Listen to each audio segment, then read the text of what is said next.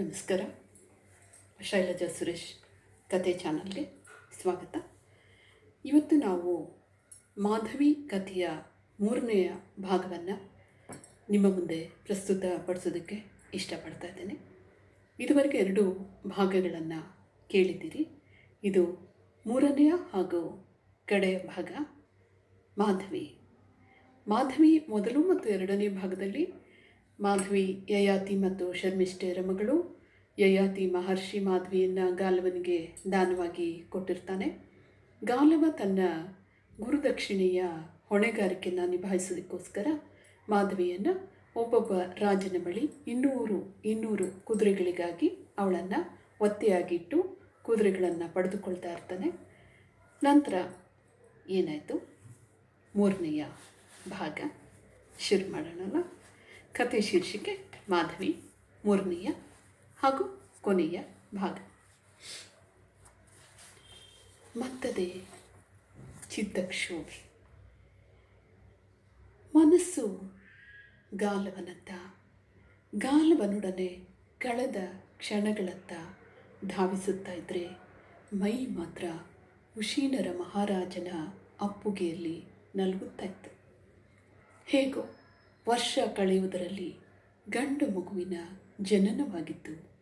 ನಾಮಕರಣವೂ ಆಯಿತು. ಉಶೀನರನಿಗೂ ತನ್ನನ್ನು ಬಿಟ್ಟು ಕೊಡುವ ಮನಸ್ಸು ಇರಲಿಲ್ಲ. ಆದರೆ ಮಗುವಿನ ಜನನದ ಸುದ್ದಿ ತಿಳಿದು ಅದೆಲ್ಲಿಂದಲೋ ಬಂದ ಗಾಲವನೊಟ್ಟಿಗೆ ತನ್ನನ್ನು ಕರಾರಿನಂತೆ ಕಳುಹಿಸಿಕೊಟ್ಟಿದ್ದ ಉಶೀನರ ಮಹಾರಾಜ. ಇನ್ನು ಉಳಿದಿದ್ದು ಬರೀ 200 ಕುದುರೆಗಳು ಮಾತ್ರವೇ ಎನ್ನುತ್ತಾ ತಾನು ನೆಮ್ಮದಿಯ ಉಸಿರು ಬಿಟ್ಟಿದ್ದೆ. ನಂತರದ ಜೀವನದಲ್ಲಿ ಮತ್ಯಾರಿಗೂ ಪ್ರವೇಶ ಇರುವುದಿಲ್ಲ. ನಾನು ಮತ್ತು ನನ್ನ ಗಾಲವ ಮಾತ್ರ ಎಂಬ ಕಲ್ಪನೆಯಲ್ಲಿಯೇ ಆನಂದ ತುಂದಿಲಳಾಗ್ತಿದ್ದೆ.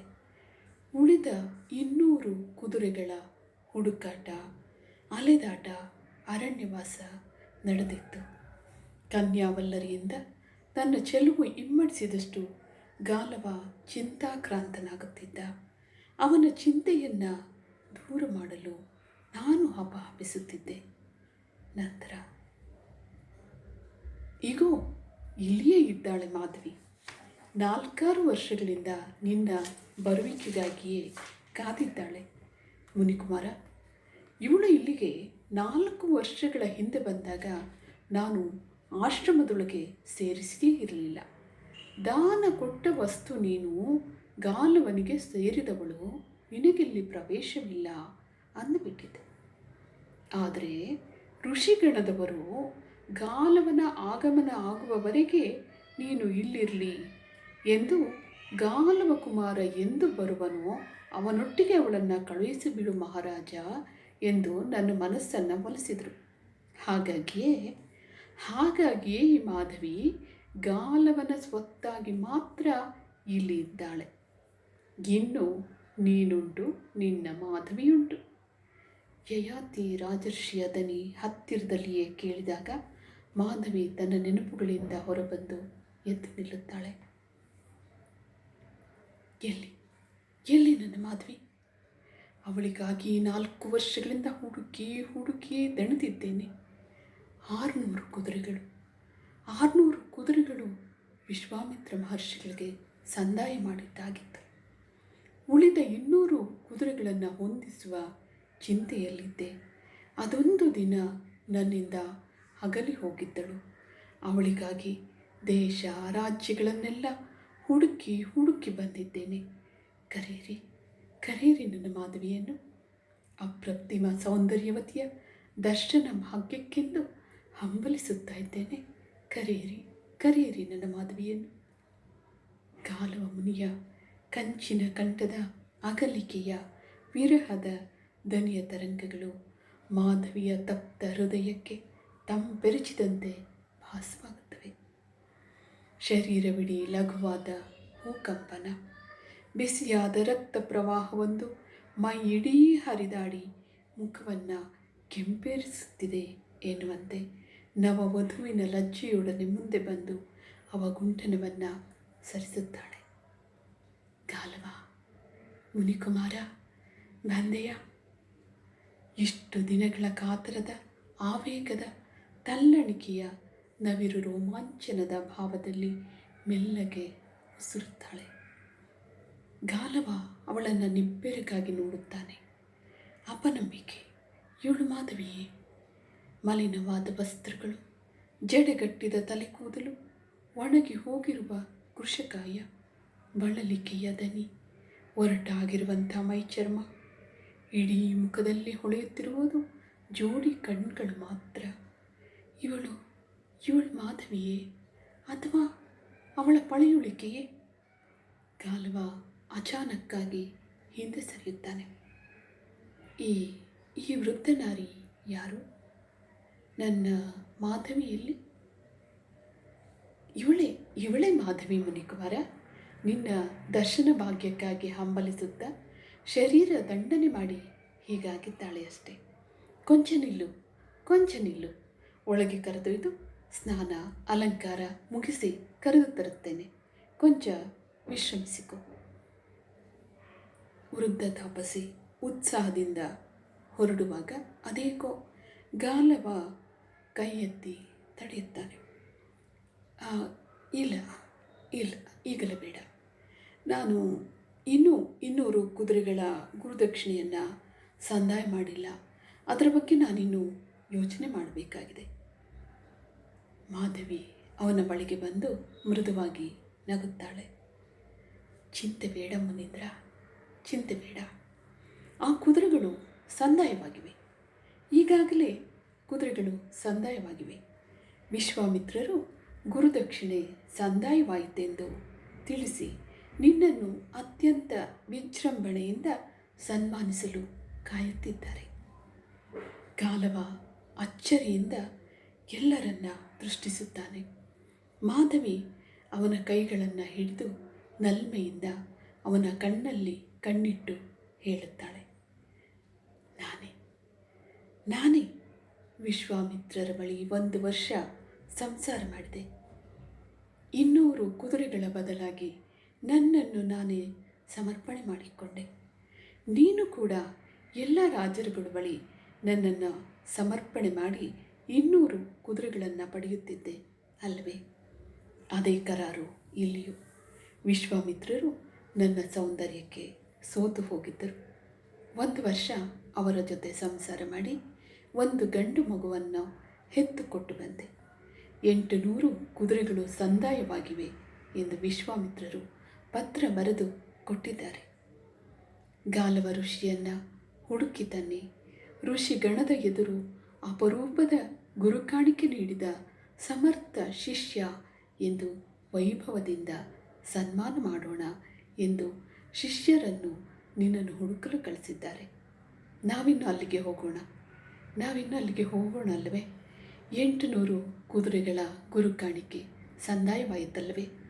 ಇನ್ನು ನಾವಿಬ್ಬರು ನಮ್ಮದೇ ಆದ ಪುಟ್ಟ ಪರ್ಣಕುಟೀರ, ನಮ್ಮದೇ ಆದ ಪ್ರೇಮ ಪ್ರಪಂಚದಲ್ಲಿ ಪ್ರಣಯ ಪಕ್ಷಿಗಳಂತೆ ವಿಹರಿಸೋಣ. ನಡೆ ಗಾಲವ, ನಡೆ.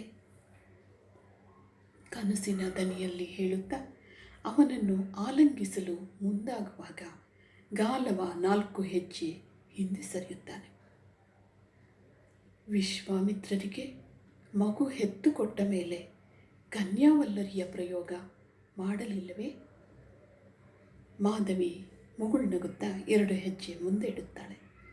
ಇಲ್ಲ, ಗುರುದಕ್ಷಿಣೆ ಸಂದಾಯವಾದ ಮೇಲೆ ಇನ್ನು ಕನ್ಯಾವಲ್ಲರಿಯ ಪ್ರಯೋಗ ಯಾಕೆ? ಇನ್ಯಾವ ಗಂಡಿನ ಮುಂದೆ ನಾನು ಕನ್ಯೆಯಾಗಿ ನಿಲ್ಲಬೇಕಿತ್ತು? ಇನ್ನು ನಾನು ಮತ್ತು ನನ್ನ ಗಾಲವ ಅಷ್ಟೇ ಅಲ್ಲವೇ? ಇನ್ನು ಯಾರು ಬರುತ್ತಾರೆ ನಮ್ಮಿಬ್ಬರ ನಡುವೆ? ಮಾಧವಿ ಇನ್ನು ಮಾತಾಡುತ್ತಾ ಇದ್ದಂತೆ ಗಾಲವ ಸರ್ರನೆ ಬಾಗಿ ಅವಳ ಕಾಲಿಗೆ ನಮಸ್ಕರಿಸುತ್ತಾನೆ. ಮಾಧವಿ ಗಡಬಡಿಸಿ ಹೋಗುತ್ತಾಳೆ. ತಾಯಿ ನೀವೀಗ ಮಾತ್ರ ಸಮಾನಳು. ಗುರು ವಿಶ್ವಾಮಿತ್ರರ ಬಳಿ ಸಂಸಾರ ಮಾಡಿ ಅವರ ಮಗುವಿನ ತಾಯಿಯಾಗಿದ್ದೀರಿ. ಗುರುಪತ್ನಿಯಾದ ನೀವು ನನ್ನ ತಾಯಿಯಂತೆ. ಹರಸು ತಾಯಿ, ಹರಸು. ಗಾಲವ ಇದೇನು ಮಾತು? ನನ್ನನ್ನು ಕ್ಷಮಿಸು ತಾಯಿ, ನನ್ನನ್ನು ಕ್ಷಮಿಸು. ಗುರುದಕ್ಷಿಣೆ ಸಂದಾಯ ಮಾಡಲು ನೀವು ನನಗೆ ಸಹಕರಿಸಿದ್ದಕ್ಕೆ ನನ್ನ ಹೃತ್ಪೂರ್ವಕ ಕೃತಜ್ಞತೆಗಳನ್ನು ಸ್ವೀಕರಿಸು ತಾಯಿ. ನಾನು ಸದಾ ನಿಮ್ಮನ್ನು, ನಿಮ್ಮ ಋಣವನ್ನು ಸ್ಮರಿಸುತ್ತಾ ಇರುತ್ತೇನೆ. ಧನ್ಯವಾದಗಳು ತಾಯಿ, ಧನ್ಯವಾದಗಳು. ನಾನಿನ್ನು ಬರುತ್ತೇನೆ. ಮಾಧವಿ ದಿಕ್ಕೆಟ್ಟು ನಿಂತಿದ್ದಂತೆಯೇ ಗಾಲವ ಮುನಿ ಥಟ್ಟನೆ ಅವಳಿಗೆ ಬೆನ್ನು ಹಾಕಿ ಹೊರಟು ಬಿಡುತ್ತಾನೆ. ಗಾಲವ ಮುನೀಂದ್ರ ಚೀರಲು ಯತ್ನಿಸಿದರೂ ಮಾಧವಿಯ ದನಿ ಹೊರಡುವುದೇ ಇಲ್ಲ. ಕಡಿದ ಬಾಳೆಯ ಗಿಡದಂತೆ ಮಾಧವಿ ಕುಸಿಯುತ್ತಾಳೆ. ಯಯಾತಿ ರಾಜರ್ಷಿ ಗಾಲವನು ಹೊರಟ ದಿಕ್ಕನ್ನೊಮ್ಮೆ ಕುಸಿದು ಕುಳಿತ ಮಾಧವಿಯನ್ನು ಒಮ್ಮೆ ನೋಡುತ್ತಾ ದೀರ್ಘವಾಗಿ ನಿಟ್ಟುಸಿರಿಡುತ್ತಾನೆ. ಮಾಧವಿಯ ಬಳಿಯಲ್ಲಿ ಮೂಕಳಾಗಿ ನಿಂತಿದ್ದ ವೃದ್ಧ ತಾಪಸ್ಯತ್ತ ತಿರುಗಿ ಕಠಿಣ ಶಬ್ದಗಳಲ್ಲಿ ಹೇಳುತ್ತಾನೆ, ಆರ್ಯೆ, ಇನ್ನು ಇವಳಿಗೆ ಈ ಆಶ್ರಮದಲ್ಲಿ ಸ್ಥಳವಿಲ್ಲ. ಗಾಲವ ಮುನಿ ಬರುವವರೆಗೆ ಮಾತ್ರ ಈಕೆಗಿಲ್ಲಿ ಆಶ್ರಯ ಎಂದು ನಾನು ಹೇಳಿದ್ದೆ. ಈಕೆ ದಾನ ಕೊಟ್ಟ ವಸ್ತು, ಗಾಲವನಿಗೆ ಸೇರಿದವಳು. ಈಕೆಗೂ ನಮಗೂ ಇನ್ನು ಯಾವುದೇ ಸಂಬಂಧವಿಲ್ಲ. ಆದಷ್ಟು ಬೇಗ ಈಕೆಯನ್ನು, ಈ ಆಶ್ರಮವನ್ನು ತ್ಯಜಿಸಲು ಹೇಳಿ. ಈಕೆಗೆ ಅವಶ್ಯವಿರುವಂಥ ವಸ್ತುಗಳನ್ನು ಕೊಟ್ಟು ಕಳಿಸಿ, ಅಭ್ಯಂತರವಿಲ್ಲ. ಇದು ನಮ್ಮ ಆಣತಿ. ಹೇಳಿದವನೇ ಮಾಧವಿಯತ್ತ ಕಣ್ಣೆತ್ತಿಯೂ ನೋಡದೆ ನಿರ್ಗಮಿಸುತ್ತಾನೆ. ಮಾಧವಿಯ ಕಣ್ತುಂಬಿದ ನೀರು ಕೆನ್ನೆಯ ಮೇಲೆ ಮುದ್ದಾಗಿ ಉರುಳುತ್ತದೆ. ತನ್ನಷ್ಟಕ್ಕೆ ತಾನೇ ಎಂಬಂತೆ ಮಾಧವಿ ಉಸಿರುತ್ತಾಳೆ. ಏನಿದು? ಇದೇನಿದು? ನಾನೇನಾದರೂ ಕನಸು ಕಾಣುತ್ತಿರುವೆನೆ? ಇದೆಂಥದ್ದು ಸ್ವಪ್ನ? ಇದೇನಾಗುತ್ತಿದೆ? ನಿಜಕ್ಕೂ ಗಾಲವ ಇಲ್ಲಿಗೆ ಬಂದಿದ್ದಾನೆ? ನನ್ನನ್ನು ತಿರಸ್ಕರಿಸಿದ್ದಾನೆ? ಅಥವಾ ಗಾಲವನ ಆಲೋಚನೆಗಳಲ್ಲಿ ಮುಳುಗಿ ನಾನು ಭ್ರಮಿತಳಾಗಿದ್ದೇನೆಯೇ? ವೃದ್ಧ ತಾಪಸಿ ಒಡನೆ ಧಾವಿಸಿ ಬಂದು ಕುಸಿಯುತ್ತಿರುವ ಮಾಧವಿಯನ್ನು ಎದೆಗೊತ್ತಿಕೊಂಡು ಕಂಬನಿಯೊಡನೆ ಉಸುರುತ್ತಾಳೆ. ಇಲ್ಲ ಮಗು, ಇಲ್ಲ, ಎಲ್ಲವೂ ವಾಸ್ತವವೇ. ಯಾವುದು ಕನಸಲ್ಲ ಮಗು, ಯಾವುದು ಕನಸಲ್ಲ. ಮಾಧವಿಯ ಕಂಗಳಲ್ಲಿ ಬೆಂಕಿಯ ನರ್ತನ, ಅಸಹಾಯಕತೆಯ ಕಂಬನಿ. ಹೌದೇ, ಎಲ್ಲವೂ ವಾಸ್ತವವೇ. ನಾನೇನು ತಪ್ಪು ಮಾಡಿದ್ದೇನೆಂದು ನನಗೆ ಈ ಶಿಕ್ಷೆ? ನನ್ನ ಕನಸಿಗೆ ಕೊಳ್ಳಿಯಿಟ್ಟು ನನ್ನ ಇಡೀ ಜೀವನವನ್ನು ನಾಶಗೊಳಿಸಲು ಇವರಿಗೆ ಅಧಿಕಾರ ಕೊಟ್ಟವರು ಯಾರು? ವೃದ್ಧ ತಾಪಸಿಯು ಮಾಧವಿಯ ತಲೆಯನ್ನು ನೇವರಿಸುತ್ತಾಳೆ. ಸಮಾಧಾನ ತಂದುಕೋ ಮಗು, ಸಮಾಧಾನ ತಂದುಕೋ. ಮಾಧವಿ ಹೆಡೆ ತುಳಿದ ಹಾವಿನಂತೆ ಪೂತ್ಕರಿಸುತ್ತಾ ಅಸ್ಥಿರವಾಗಿಯೇ ಎದ್ದು ನಿಲ್ಲಲು ಯತ್ನಿಸುತ್ತಾಳೆ. ತಾಪಸಿ ಅವಳಿಗೆ ಎದ್ದು ನಿಲ್ಲಲು ಸಹಾಯ ಮಾಡುತ್ತಾಳೆ. ಇವರ ಕೀರ್ತಿ ಪತಾಕೆ ಹಾರಿಸಲು, ಇವರ ಗುರಿ ಸಾಧಿಸಲು ನನ್ನನ್ನೇಕೆ ಬಲಿಪಶು ಮಾಡಿದರು? ಇವರ ಕೀರ್ತಿ ಲಾಲಸೆಯ ಅಗ್ನಿಕುಂಡಕ್ಕೆ ನನ್ನನ್ನು ಆಜ್ಯವಾಗಿ ಬಳಸಿಕೊಂಡರಲ್ಲವೇ? 800 ಕುದುರೆಗಳು, 800 ಕುದುರೆಗಳು ನನಗೆ ಬೇಕಾಗಿದ್ದವೇನೇ ಆರ್ಯೆ, ನನಗೆ ಬೇಕಾಗಿದ್ದವೆ. ಗಾಲವನ ಗುರುದಕ್ಷಿಣೆಯ ಹೊಣೆ ನನ್ನದೇನಾದರೂ ಆಗಿದ್ದೇನೆ, ನನ್ನದಾಗಿದ್ದೆ. ಗುರುದಕ್ಷಿಣೆಯ ಹೊಣೆ ನನ್ನದಾಗಿದ್ದೇನೆ. ನನಗೂ ಅದಕ್ಕೂ ಯಾವ ಸಂಬಂಧವಿತ್ತು? 200 ಕುದುರೆಗಳಿಗಾಗಿ ಒಬ್ಬೊಬ್ಬ ರಾಜನ ಬಳಿಯೂ ಅವರ ಕಾಮದ ಬೆಂಕಿಯನ್ನು ಆರಿಸುತ್ತಾ, ನನ್ನ ದೇಹವನ್ನು, ನನ್ನ ಮನಸ್ಸನ್ನು ದಂಡಿಸಿಕೊಳ್ಳುತ್ತಾ ಅವರಿಗೆ ಮಕ್ಕಳನ್ನು ಹೆತ್ತುಕೊಡುವ ಒತ್ತೆಯಾಳಾಗಿಸಿ ಬಿಟ್ಟಿದ್ದನಲ್ಲವೇ ಈ ಗಾಲವ? ಅವರಿಗೆ ಮಕ್ಕಳನ್ನು ಹೆತ್ತುಕೊಡುವ ಒತ್ತೆಯಾಳಾಗಿಸಿ ಬಿಟ್ಟಿದ್ದನಲ್ಲವೇ ಈ ಗಾಲವನ ಗುರುದಕ್ಷಿಣೆ ಸಂದಾಯವಾದ ತಕ್ಷಣ ನನ್ನನ್ನು ಬಳಸಿ ಬಿಸಾಡಿದ ವಸ್ತುವಿನಂತೆ ನಿರಾಕರಿಸಿ ಹೋದನಲ್ಲವೇ. ನಾನವನನ್ನು ಕಾಯ ವಾಚ ಮನಸ ನಂಬಿದ್ದು ಅಪಹಾಸ್ಯಕ್ಕೀಡಾಯಿತಲ್ಲವೇ. ವೃದ್ಧ ತಾಪಸಿ ನಿಡುಸು ಎತ್ತಾಳೆ. ಮಾಧವಿಗೆ ಆಸರಿಯಾಗಿ ಕೈ ಒತ್ತಿ ಹಿಡಿದು ಅವಳ ಕಂಬನಿ ಒರೆಸಲು ಪ್ರಯತ್ನಿಸುತ್ತಾಳೆ. ನನ್ನನ್ನು ಪ್ರೀತಿಸು, ನನ್ನನ್ನು ಮಾತ್ರ ಪ್ರೀತಿಸುವ ಓರ್ವ ಸಾಮಾನ್ಯನಾದರೂ ಸಾಕು. ಅವನಿಗೆ ಮಾಲೆ ಹಾಕುವ ಕನಸು ಕಾಣುತ್ತಿದ್ದೆನಲ್ಲ. ನನ್ನ ಕನಸನ್ನು ಛಿದ್ರವಾಗಿಸಿ ನನ್ನನ್ನು ದಾನವಾಗಿ ಕೊಟ್ಟು ಬಿಟ್ಟನಲ್ಲ ಯಯಾತಿರಾಜರ್ಷಿ. ಅವನ ಕೀರ್ತಿ ದಾಹದ ಅಗ್ನಿಕುಂಡಕ್ಕೆ ನಾನು ಹವಿಸ್ಸು ಮಾತ್ರವೇ. ಇವರೇ ಅಲ್ಲವೇ ಹೇಳಿದ್ದು ಹೆಣ್ಣು ಬಾಲ್ಯದಲ್ಲಿ ತಂದೆಯ ಅಧೀನದಲ್ಲಿರಬೇಕು, ಯೌವನದಲ್ಲಿ ಪತಿಯ ಅಧೀನದಲ್ಲಿರಬೇಕು, ಮುಪ್ಪಿನಲ್ಲಿ ಮಗನ ಅಧೀನದಲ್ಲಿರಬೇಕೆಂದು. ಹಾಗಾದರೆ ನಾನೀಗ ಎಲ್ಲಿರಬೇಕು ಅರಿಯೇ? ಎಲ್ಲಿರಬೇಕು? ನನಗೆ ಒಬ್ಬರಲ್ಲ, ನಾಲ್ವರು ತಾತ್ಕಾಲಿಕ ಪತಿಯಂದಿರು. ಒಬ್ಬರಲ್ಲ, 4 ಗಂಡು ಮಕ್ಕಳು, ಚಕ್ರವರ್ತಿ ಯೋಗದ ಗಂಡು ಮಕ್ಕಳು. ಆ ಗಂಡಂದಿರಿಗೆ ನಾನು 1 ವರ್ಷದ ಮಟ್ಟಿಗಿನ ಹೆಂಡತಿ ಮಾತ್ರ. ಇನ್ನು 9 ತಿಂಗಳು ಹೊತ್ತು ಹೆತ್ತ ಮಕ್ಕಳಿಗೆ ನಾನು ಯಾರು ಅನ್ನುವುದರ ಅರಿವೇ ಇಲ್ಲ. ಕನ್ಯಾವಲ್ಲರ್ಯವನ್ನು ಸೇವಿಸಿ ಮತ್ತೆ ಕನ್ಯೆಯಾದ ತಕ್ಷಣ ಗರ್ಭ ನಿಂತಿದ್ದು ಸುಳ್ಳೆ, ಮಕ್ಕಳು ಜನಿಸಿದ್ದು ಸುಳ್ಳೆ, ತಾಯ್ತನದ ಪುಳಕ ಅನುಭವಿಸಿದ್ದು ಸುಳ್ಳೆ. ಹೇಳು ಆರ್ಯೆ, ಹೇಳು, ಅದೆಲ್ಲವೂ ಸುಳ್ಳೇನು? ಮಾಧವಿಯ ಸುಡುವ ಪ್ರಶ್ನೆಗಳನ್ನು ಕೇಳಲಾರನೆಂಬಂತೆ ತಾಪಸಿ ತನ್ನ ಕಿವಿ ಮುಚ್ಚಿಕೊಳ್ಳುತ್ತಾಳೆ. ಸಾಕು ಮಗು, ನಾನು ಕೇಳಲಾರೆ. ನನ್ನ ಹೃದಯ ತತ್ತರಿಸ್ತಿದೆಯಮ್ಮ, ನಾನಿನ್ನು ಕೇಳಲಾರೆ. ಸಾಕು ಮಾಡು ಮಗು, ಸಾಕು ಮಾಡು. ಮಾಧವಿ ಕೆಂಗಣ್ಣು ಬೀರುತ್ತಾ ವಿಕಟವಾಗಿ ನಗುತ್ತಾಳೆ. ಕೇಳಲಾರಿಯಾ? ನಾನೀಗ ಏನು ಮಾಡಬೇಕು? ನಾನು ತಂದೆ ಇದ್ದೂ ಅನಾಥೆ, ಗಂಡಂದಿರಿದ್ದೂ ವಿಧವೆ, ಮಕ್ಕಳಿದ್ದೂ ಬಂಜೆ. ನನಗೀಗ ಆಶ್ರಯ ನೀಡುವವರು ಯಾರು?